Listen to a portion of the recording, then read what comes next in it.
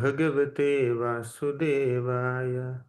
ॐ नमो भगवते वासुदेवाय। ॐ नमो भगवते वासुदेवाय। ॐ अज्ञानतिमिरान्धस्य ज्ञानाञ्जनशलाकया चक्षुरुन्मिलितं येन तस्मै श्रीगुरवे नमः। नम ॐ विष्णुपादाय कृष्णप्रेष्ठाय भूतले श्रीमते भक्तिवेदान्तस्वामिन् इति नामिने। नमस्ते सारस्वती देवे गौरवाणी प्रचारिणे निर्विशेष शून्यवादी पाश्चात्यदेशतारिणे। जय श्री कृष्ण चैतन्य प्रभु नित्यानंद श्री अद्वैत गदाधर श्रीवासादि गौरभक्तवृंद। हरे कृष्ण कृष्ण कृष्ण हरे हरे, हरे Ram Ram Ram Hare Hare. Hare Krishna. Welcome back to Gita Pravaha sessions. In the previous session, we discussed Karma Yoga, the third chapter of Bhagavad Gita. In this third chapter, so far, Krishna spoke about the art of doing one's prescribed duties without any attachment. There are two kinds of yoga practitioners that Krishna speaks about in this chapter in the beginning: Karma Yogis and Gnana Yogis. Karma Yogi is one who tries to perform one's prescribed duties and offers the results to the Supreme and cultivates a detached spirit. He is a Karma Yogi. Means he is acting according to his nature, his Svabhava, and trying to connect with the Supreme Lord while working according to one's nature. That is Karma Yoga. But Gnana Yogis are on the platform of knowledge. They have mature spiritual knowledge and they are detached also. So such people aim for liberation and they connect with the Lord through knowledge. But one who is not purified of material desires, one who is still not detached from material pleasures, one who is still not yet transcended their nature, their svabhava, if they prematurely take to renunciation on the platform of Gnana Yoga, then they could become pretenders in future. So premature renunciation is discouraged. So you maintain a spirit of renunciation while performing your prescribed duties instead of renouncing the duties themselves. So that is Krishna's emphasis. So, but Arjuna is already detached. He is very mature. He has great knowledge. He is very advanced in his spiritual understanding. So, can't he do Jnana Yoga? Of course, he's beyond Jnana Yoga also. But in this chapter, the discussion is between these two. So, although Arjuna is qualified for Jnana Yoga, Krishna says you still perform Karma Yoga only. The reason is people who are not yet qualified for Jnana Yoga should not imitate you. So, they should not abandon their duties. They should not abandon their prescribed duties. So, those who have complete detachment, completely self-sufficient, self-satisfied, they don't have any duty to perform in this world. But those who are not yet on that plane, they have to perform their prescribed duties for their purification. So, Krishna says to set an example for common people, better you do your duty of fighting. He says, Yadyadacharati srishtah tattadevetaro janah sayat pramanam kurte lokastadanuvartate. Whatever great man does, common people will follow. So setting an example is an important service.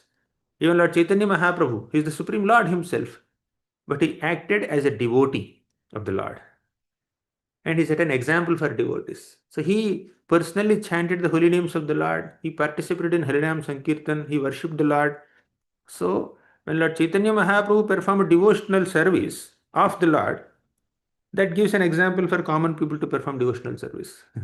Although Mahaprabhu himself is God, but still he performs devotional service.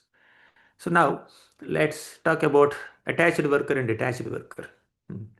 Saktah कर्माण्य विद्वांसो यथा कुर्वन्ति भारत कुर्याद् विद्वांस तथा सक्तः चिकीर्षुर्लोक संग्रहम. Saktah karmani avidvamsu. Avidvamsa means people who are not very experienced or mature people, right?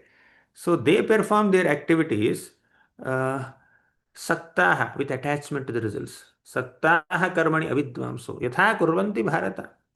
Kuryad vidvamsata saktah. Chikirshur loka sangraham. But vidvams means mature people. They perform their activities without any asakti, without any attachment to results. If they have no attachment to result, why should they work at all?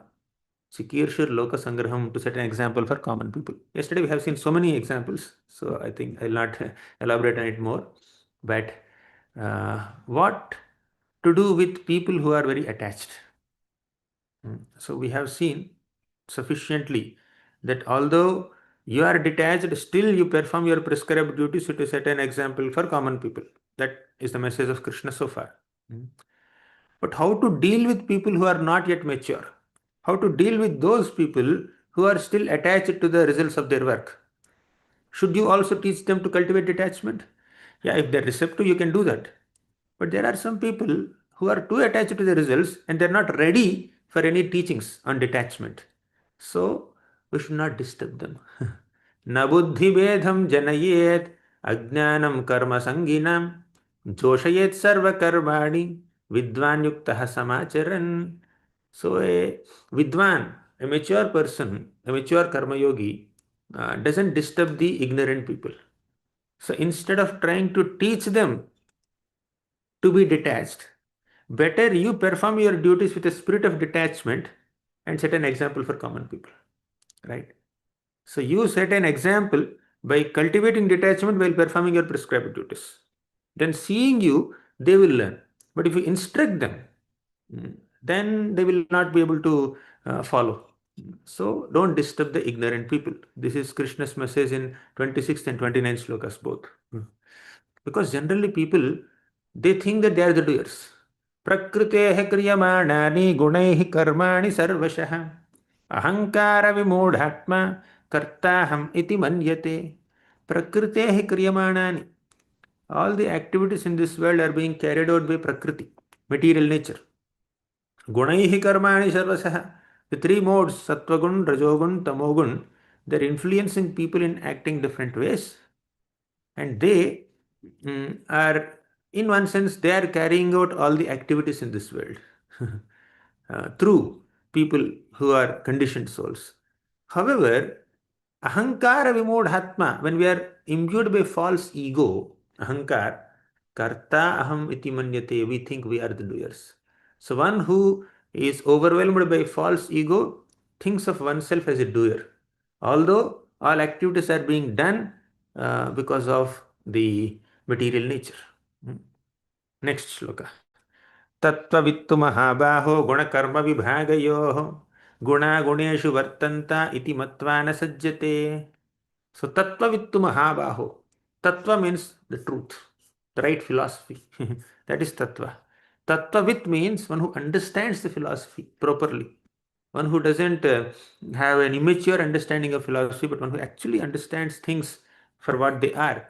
So such tattvavit, such persons in knowledge of the absolute truth, they understand that they are separate from the senses. They are separate from sense objects. They are separate from this material world. So they don't engage themselves in sense gratification. They do the needful to survive in this world. They do the needful to act according to the ways in which the material functions, but at heart they are detached. They are aloof. Krishna talks about it in the 5th chapter also. He gives a beautiful example. Brahmanyadhaya karmani sangam tyaktva dhananjaya. When we come to the chapter, we'll discuss more. But at this moment, let's recollect that example that Krishna has given there. A lotus leaf stays in the water, but is untouched by water. A lotus leaf stays in the water, but it is waterproof, although surrounded by water.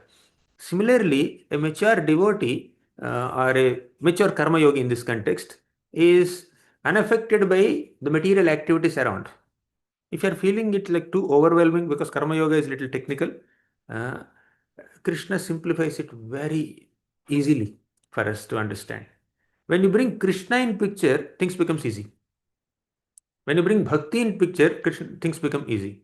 That's why first six chapters of Bhagavad Gita may seem little tough and complicated. Action in inaction, inaction in action, karma yoga, being detached. But when you bring devotion into picture, things become easy. That's why Prabhupada translates karma yoga as work in devotion only. Not just work in detachment, he says work in devotion. And fifth chapter, he even titled saying that action in Krishna consciousness. So Krishna gives such a wonderful perspective in this chapter in the next shloka. Please read this. Very, very important shloka. This makes our karma yoga understanding very simplified, and this karma yoga is actually bhakti yoga. Let's see. He says, Mai sarvani karmani sanyasyaadhyatma chetasa nirashirnirmamo bhutva yudhyasva vigatajvaraha. So far, we have seen that a karma yogi is one who responsibly performs his or her prescribed duties with a spirit of detachment, and he is unaffected by material modes, or that is the way he transcends the material modes. We have seen that. But how exactly does it happen? This one shloka captures the whole thing.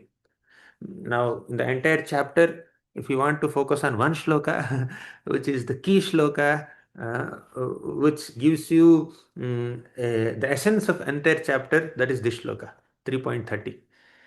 We'll spend sufficient time on this shloka. Krishna says, Mai sarvani karmani sanyasya adhyatma chetasa. You know what is sanyasya? Sanyasya means to give up.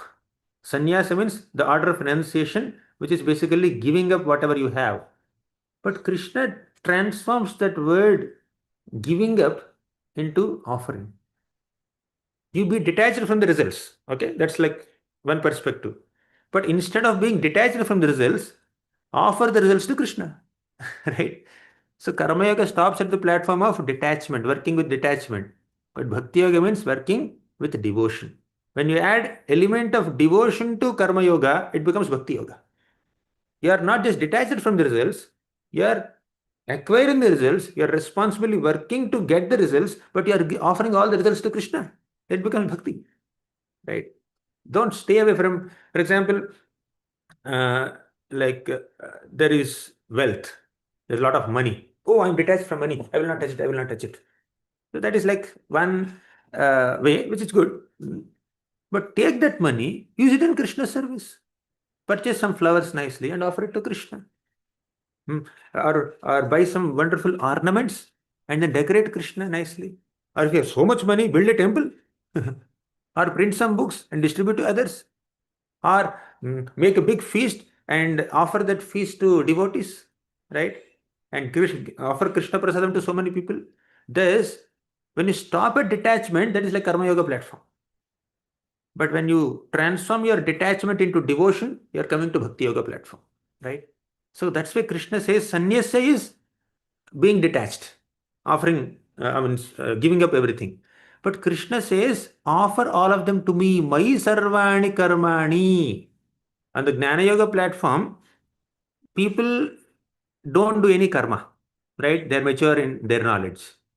But on Karma Yoga platform, people perform their karmas according to their nature. They have some prescribed duties, they perform those activities. But on the Bhakti Yoga platform, devotees perform karma and they also have detachment, they also have knowledge, but they do everything for Krishna. So that's why I said right in the beginning only, in one of our earlier classes, Karma Yoga means trying to connect with the Lord through your activities. Jnana Yoga means trying to connect with the Lord through your knowledge. Dhyana Yoga means trying to connect with the Lord through your meditation. But Bhakti Yoga includes all. So Bhakti Yoga means you work for the Lord. You know the Lord. You think of the Lord. So karma, jnana, dhyana, all three are included within bhakti. But bhakti may not be included in karma. Or bhakti may not be included in jnana, but jnana and karma are automatically included in bhakti.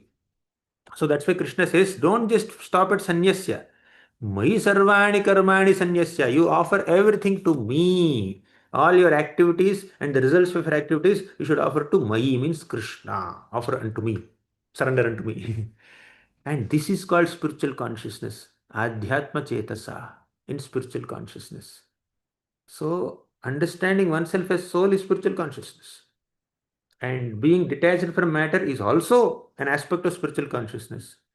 But understanding oneself not just as a soul, but a servant of Krishna, and just being detached, instead of just being detached from matter, use that matter in Krishna's service, that makes your Adhyatma Chetasa or spiritual consciousness complete.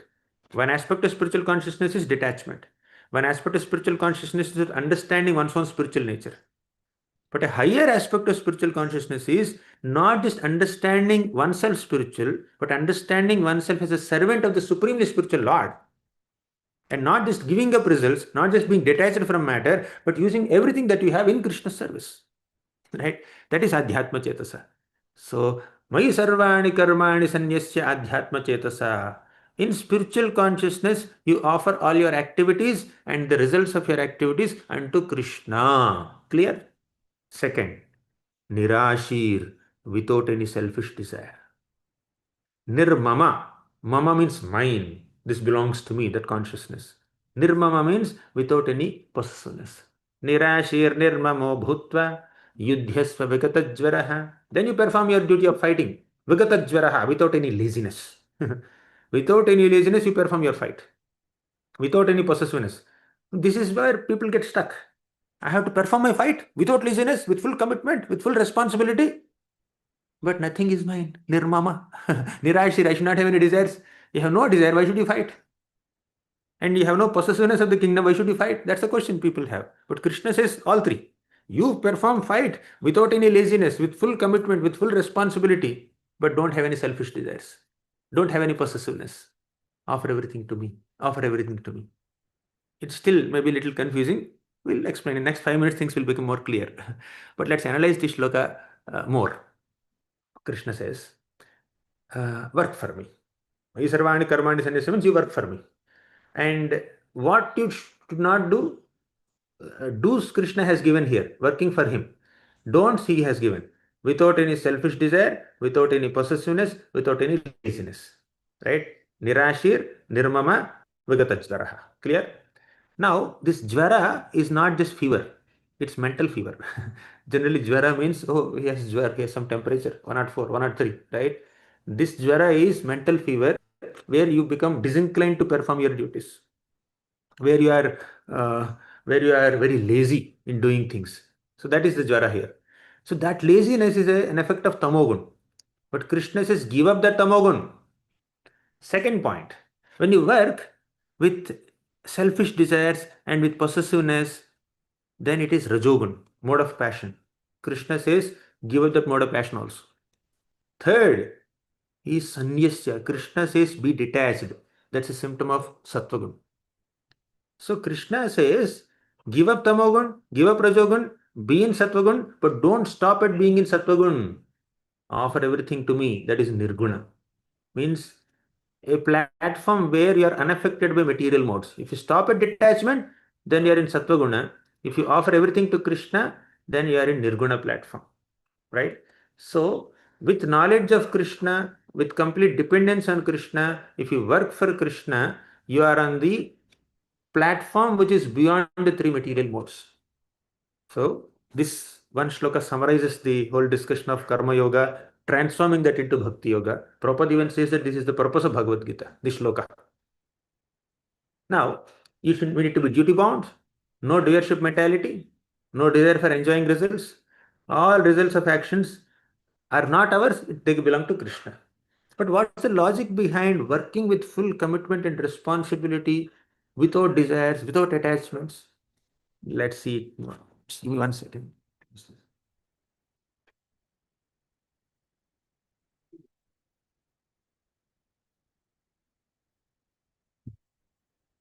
So, for example, a cashier may sit in the counter and keeps on counting whole day. He may count, hundreds and thousands and probably more number of rupees or dollars. But Nirmama, nothing belongs to him.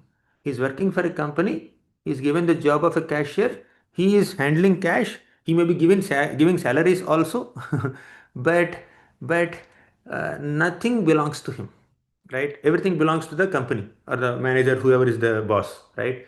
So similarly, nothing in this world belongs to us. Our body doesn't belong to us. Did we manufacture our body? The Lord has arranged a system where a soul gets a body according to one's past activities. Karmana devanitrena. So nothing in this world belongs to us. All these trees and mountains and air and water, everything around us doesn't belong to us. You may experience it. You may survive based on that, but nothing belongs to us.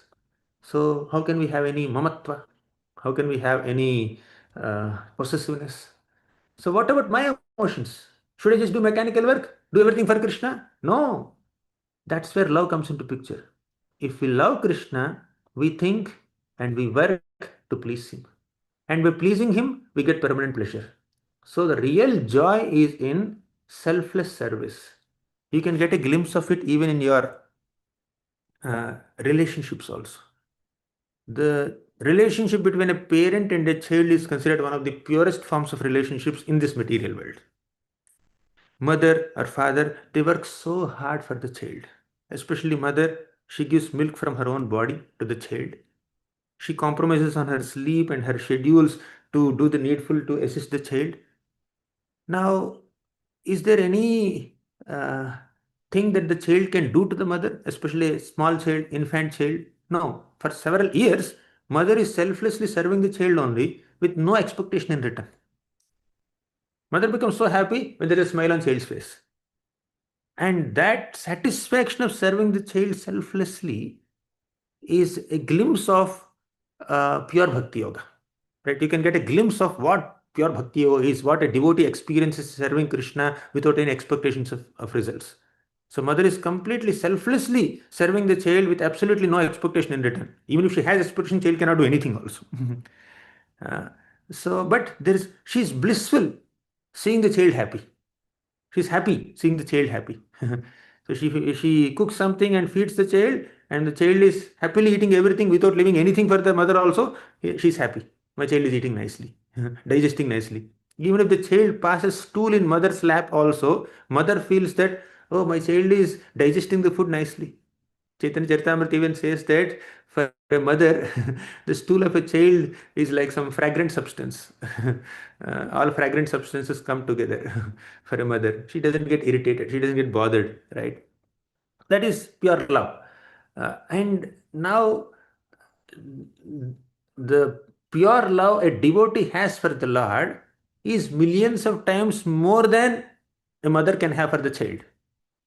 And the affection that the Lord has for a devotee is 10 million times more than the affection that mother can have for a child. I'm not saying this. Bhagavatam says this. Suniti Mata told Dhruva, my dear child, I am one mother offering affection of one mother to you. But if you go to Krishna, he will offer you the affection of 10 million mothers put together.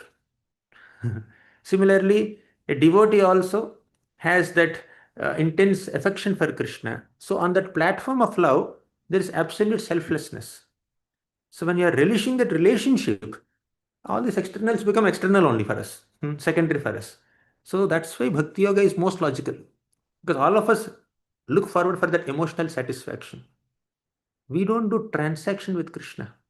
For a selfless person, every interaction is a transaction. But for a selfless devotee, every interaction is an opportunity to serve, is an opportunity to express love and experience love. It's loving exchange. Our interactions are supposed to be loving exchanges and not transactions. When the transaction comes into picture, then people will become Sakama Bhaktas, this and that. That's like Sakama Karma. So, but Krishna is trying to bring us to the platform of Bhakti, where you are conscious of Krishna, conscious of pleasing Krishna. And then Krishna becomes very conscious of you. Aham Bhakta Paradhino. He says, I will, I become controlled by the affection of my devotee. Then a devotee who loves the Lord works for him without any laziness, without any greed, without any possessiveness, and this doesn't incur any reactions for one's actions. So, this is the essence of third chapter, 30th sloka, which is the essence of Bhagavad Gita. Let's move ahead. ये मे मतमिदं नित्यम् अनुतिष्ठन्ति मानवाः श्रद्धावन्तो अनसूयन्तो मुच्यन्ते तेऽपि कर्मभिः. So, anutishthanti manavaha. One who follows the teachings of Krishna, Shraddhavanto with faith, Anasuyanto without any envy, they will be freed from all fruitive reactions or material reactions or sinful reactions. So, this is the power of following Krishna's teachings. Follow Krishna with faith, without envy, there is no bondage. But if we disregard Krishna's teachings out of envy, ye tu ye tvetad abhyasuyanto, out of asuya, out of envy, na anutishtanti, if you don't follow Krishna's teachings, then one will be befooled, vimudhas, sarvagna, we will be uh, bereft of knowledge, vidhinashtan, achetasaha, one will fail in one's endeavors also. See, Krishna is not threatening us, he is telling the facts. He's saying, if you go into this direction, this route is filled with so many thorns and bushes. Your vehicle may get affected. You may get delayed in reaching the destination. If you go in this route, it's a very nice, clear road, not much traffic. So he's just stating the facts. When we follow the instructions of Krishna, we'll attain success. When we disregard his instructions out of envy or pride or arrogance or ego, then we will face other kinds of results, right? So Krishna is just stating facts. He's not threatening us. Ultimately, Krishna also says, Yathechasi tatha kuru. I spoke whatever is supposed to be spoken, but you do whatever you want to do. That Krishna never pressurizes us. Nigraha kim karishyasi. Why, like, how can one suppress others? The natural inclinations cannot be suppressed. Therefore, you work according to your nature, but you offer everything to Krishna without any attachment, without any aversion. You be freed from raga and dvesha because both are unfavorable for your purification. Just do your duties and offer them to me. Then finally, Krishna says, Shreyan swadharmo viguna paradharmat swanushtitat swadharme nidhanam shreya paradharmo bhayavaha. Arjuna also said, I will go out and beg. So Krishna says, you can't do it. Please understand. Shreyan swadharmo vigunaha. You perform your dharma, your swadharma. What is your duty as a kshatriya? You are supposed to rule, you are supposed to fight, you are supposed to administer, not beg, not act like a teacher. Paradharma swanushtitat. If you perform someone else's dharma, even perfectly also, still it's not correct.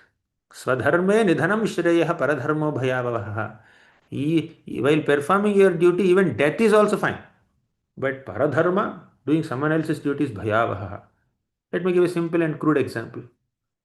You have enrolled for civil engineering in an engineering college. If you go and sit in computer science engineering classroom saying that I can do computer programming much better than this civil work, so let me do this. But you have enrolled for civil, right? Why are you coming here?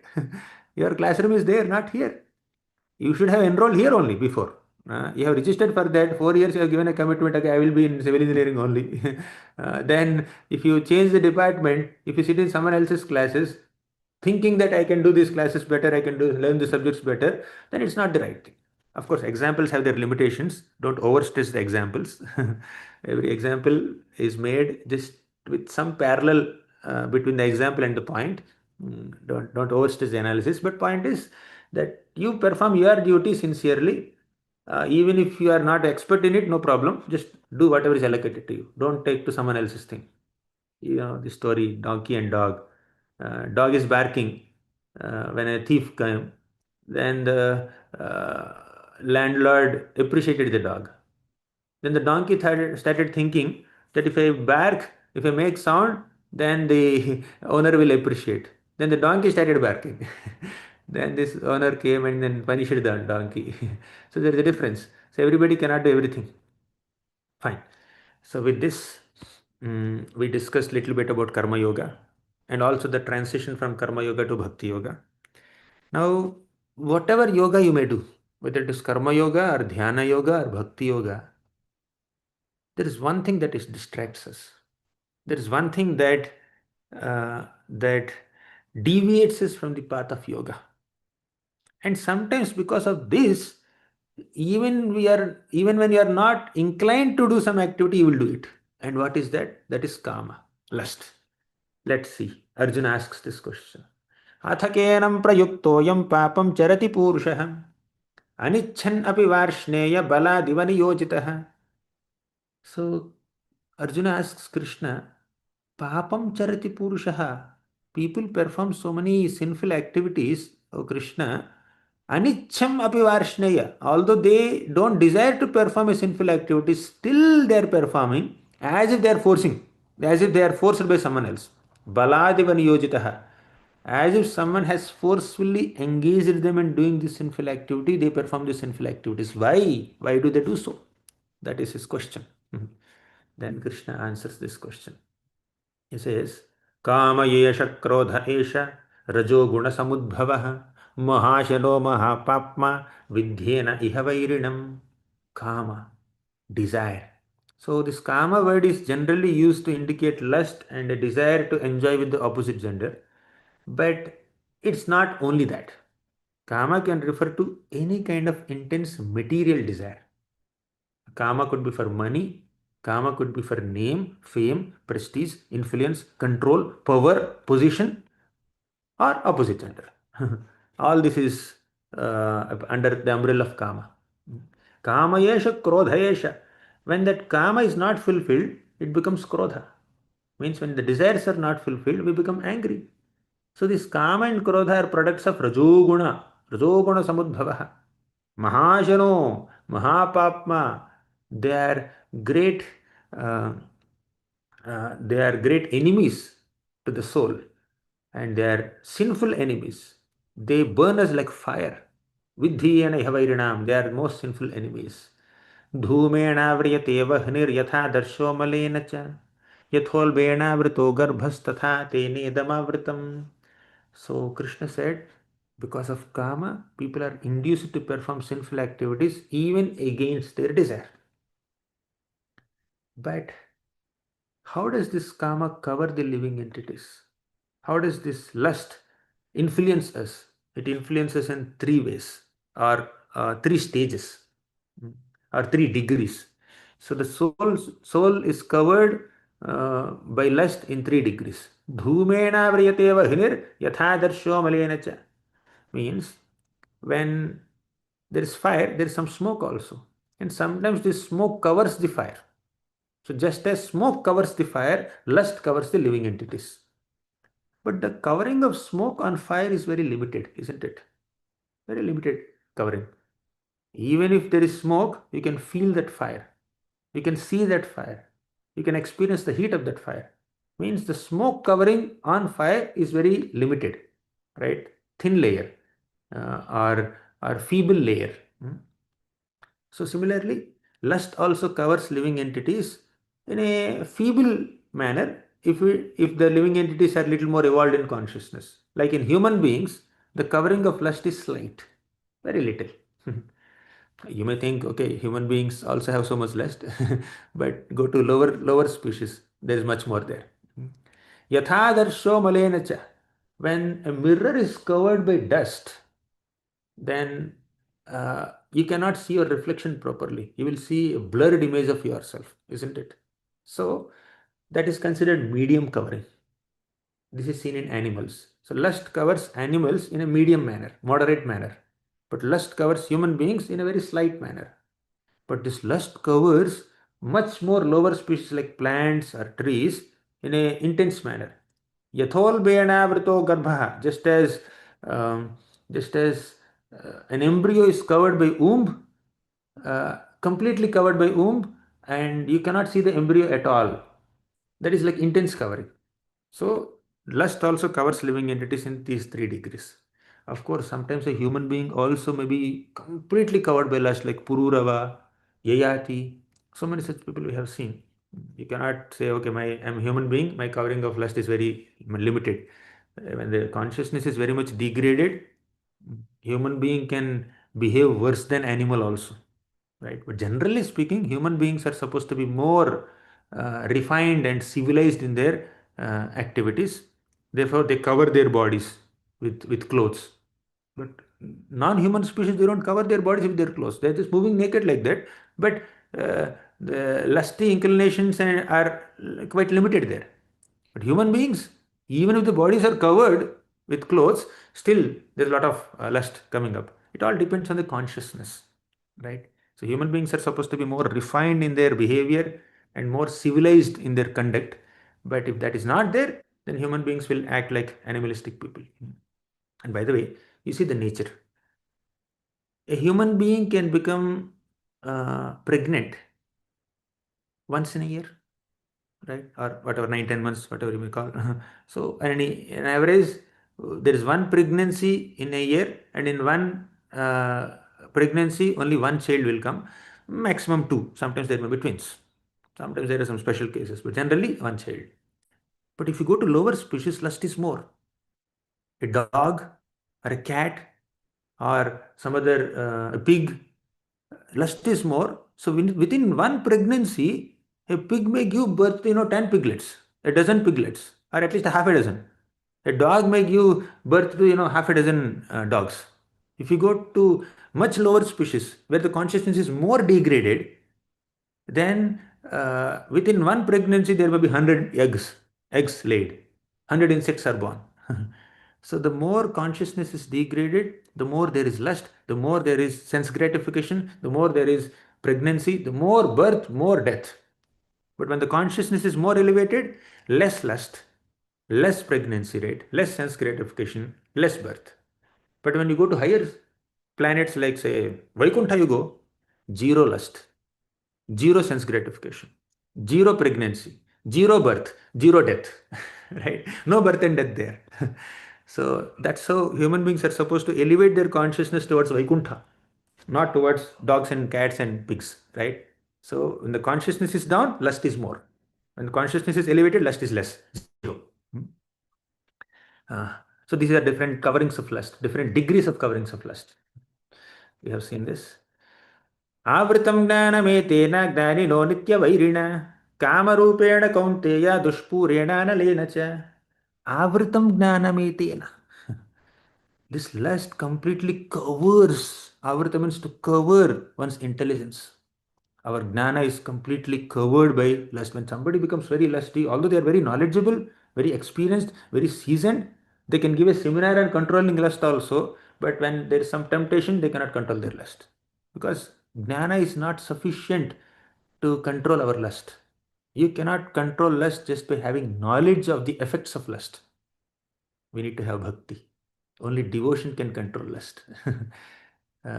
We need to direct our desire to serving Krishna, to pleasing Krishna. Automatically, material desires are controlled.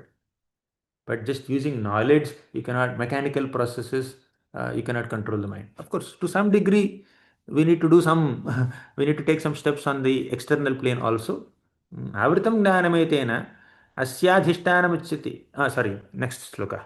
Indriyani manobuddhir asyadhishthanamuchyate. Where does lust stay? First, indriyas.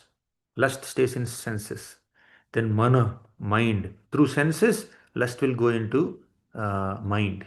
Whenever somebody sees an object, a lusty impression, then that impressions will go into the mind. Eyes are seeing the form of opposite gender, uh, and mind is experiencing some desires. Then intelligence starts planning for it. Oh, how do I fulfill this desire? Thus, lust exists on the platform of Indriya also, Mana also, Buddhi also, on the platform of senses, mind, and intelligence.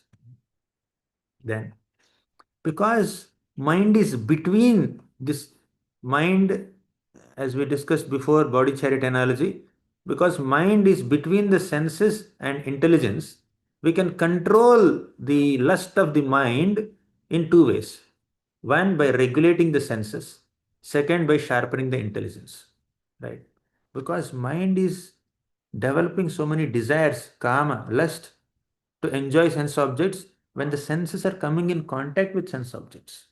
When my eyes see something enjoyable, mind desires to enjoy it in future also.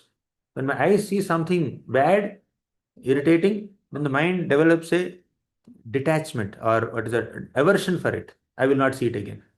When the tongue tastes something which is palatable, mind stores a positive impression about it.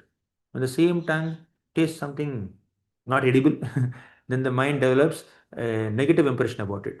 Thus, so many positive and negative impressions are stored in the mind when the senses come in contact with sense objects. So, to regulate the mind's lusty desires, first we need to regulate the senses. Out of sight, out of mind, generally speaking. Sometimes, even if things are out of sight, still they can be in mind. But generally speaking, out of sight, out of mind. You don't remember something or someone whom you have not seen for the last 10 years. But it's quite possible that you will meditate on something or someone whom you have seen yesterday or day before yesterday. Therefore, out of sight, out of mind is good. Is a general immediate solution that Krishna gives. So, how do you control lust in the mind? First, regulate the senses. First, regulate the senses, lusty desires are controlled. That regulating senses means no unnecessary indulgence in visuals or food items, whatever it is. Sometimes when you overeat, even Krishna Prasadam also, in improper consciousness, that can affect us. And engage your senses in Krishna's service. And one more thing, intelligence. First, you understand the hierarchy of your subtle body. Indriyani paranyahur indriyebhyah param manah. Manasastu para buddhiryo buddheh paratastu saha. Means matter is inferior to senses. Dull matter is inferior to senses. And senses are inferior to mind. And intelligence is superior to mind. Soul is, of course, superior to all of them. So, because mind is between the intelligence and senses, first you regulate the senses from coming in contact with the sense objects made of matter, and also try to sharpen your intelligence. Thus, you can conquer lust. So, attack the lust in the mind through your intelligence, refined spiritual intelligence, and sense control, regulating senses. Then the lust can be controlled. Evam buddheha param buddha samstabhyadvanam atmanah jahishatrum mahabaho kamarupam durasadum. You can easily conquer this enemy of lust by sharpening your intelligence and by regulating your senses. So these are the ways of controlling lust as Krishna spoke. And ultimately, uh, when we perform bhakti, lust is controlled. We need to begin the practice of worshipping the lotus feet of Lord Govinda. That is the right way to control the senses.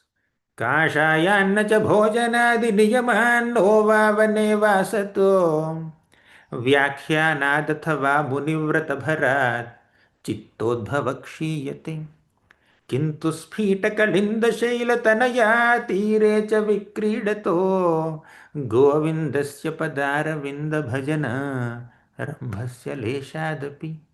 We cannot control lust by kashaya, by wearing saffron cloth. Bhojanadi niyaman, by diet regulations you cannot control lust. Even if somebody wears saffron, they can have lust. Even if somebody eats only non-spicy khichdi every day, they can have lust. Kashayanna cha bhojanadi niyaman novavane vasato. Even if somebody leaves the city and enters a jungle, still there can be lust.